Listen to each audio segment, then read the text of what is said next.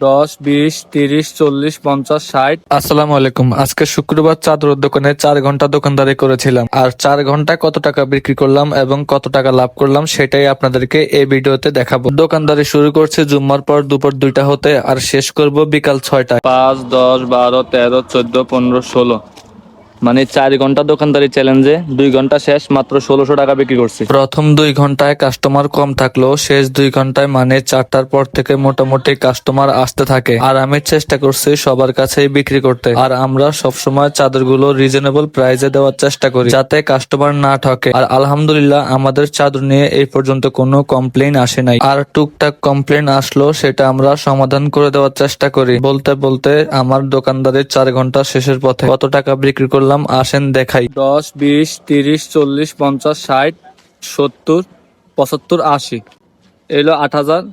4, 5, 6, 7, 8, 9, মানে আমার 4 ঘন্টার দোকানদারি 8,900 টাকা। চাদরের দোকানে 8,900 টাকা বিক্রি করে আমি কত টাকা প্রফিট করলাম সেটা আপনারা আন্দাজ করে বলে যাবেন কমেন্ট বক্সে।